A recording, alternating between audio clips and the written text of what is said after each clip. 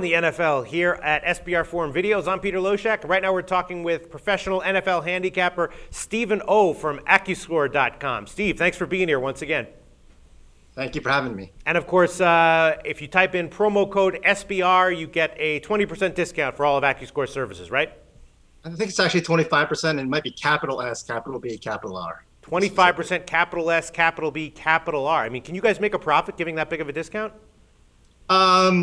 It's tough. No comment. Tough economy. It depends on how many of you use it. Yeah, I hear you. All right. Okay, so the game you want to talk about this week is Bengals at Jaguars. The Jaguars are a very small home dog, about 2 or 2.5 points. I'm looking at this game, man. I'm thinking there's value here with Cincinnati, and even more so on the Cincinnati team total over. You know, Cincinnati has a big passing game, a deep receiving core.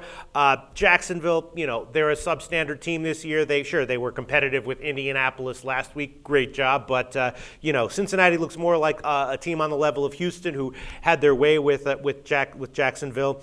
Maurice Jones-Drew, though, is in top form right now, and that makes me a little bit nervous. But, you know, Andrew Luck had a great game last week. The Bengals passing game is even better.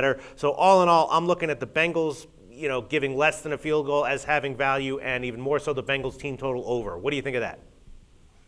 You know, I definitely agree with the Bengals on the having value on. We have the line at 1 on some of the books, 2, 2.5. It might be up to there by now, and I think people should get in early because I think the line could be moving to 3, even 3.5. I think up to 90% of the action is actually on Cincinnati as well, which might be the kiss of death. But yeah. I think all of us have picked up on one thing. If you look at Jacksonville's games, you know, if not for the last literally 25 seconds or last 60 seconds of, you know, the Minnesota game and the Colts game, you know, they basically got, I'll call it a lucky pass with Blaine Gabbert when half your yardage is coming on the, you know, the last pass of the game. Lucky Hail Mary passes or in last week bad coverage for the Colts. Without those plays, you know, the Jags don't cover and obviously don't win last week.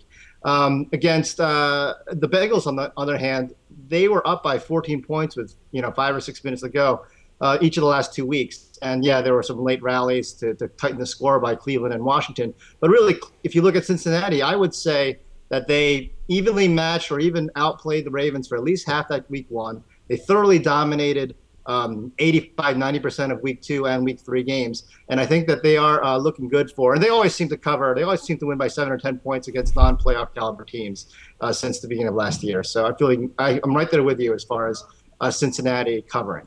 Yeah, so, I mean, you know, I look at this game, it seems off to me, you agree with me, 90% of the betting public is on Cincinnati, according to you. So whenever I see a line that seems off, my next question is always, well, why is the line where it is? And if I don't have a good answer for it, it makes me a little bit nervous. Why do you think this line is so relatively low?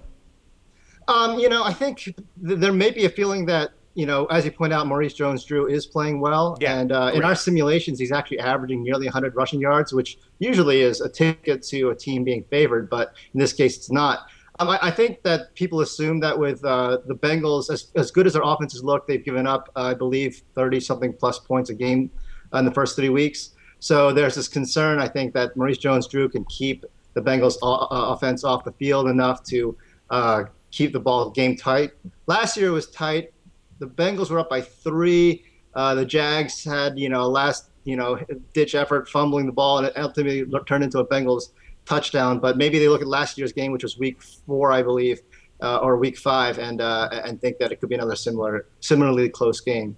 All right, and do you have anything to say, do your simulations have anything to say about the over here? Because the total's kind of low, 42.5. Yeah. Considering how well you know, I'm glad and actually not glad that you brought that up, because my head, and like most people, I think the public is even stronger on the over in this game. Yeah. And certainly based on the first 3 weeks from the Bengals side, at least looking over, and last year's game went to 50 points total. The Accuscore simulations actually have nearly 60% under. And I think it's because, you know, we do weight this year more than last year. But, you know, overall, there was a good, you know, full season last year where the Bengals gave up less than 17 points a game to non-playoff caliber teams, and Jacksonville's especially poor offensively. The Jaguars, if you took away these 2 big plays in week 1 and week 3, they are averaging around 13 points a game, if not for those late touchdowns they got in the week 1, week 3. So I guess, you know, if you look at the last 20-game sample, you're really looking at a situation where the Bengals might be expected to allow under 15, despite what they did in the first 3 weeks. Right. In which case, when you look at Bengals being favored by 2.5, then you're looking at a projected line of around 32 total points. All right. So somewhere between that is where I think the odds makers have placed the line, and AccuScore simulations are actually having the under. Even though my head personally thinks the over. Yeah. Wow. Awesome and very thorough preview, Stephen O. from AccuScore.com. And I agree with you. My personal leans on this game are to the Bengals and the Bengals team total over, which should be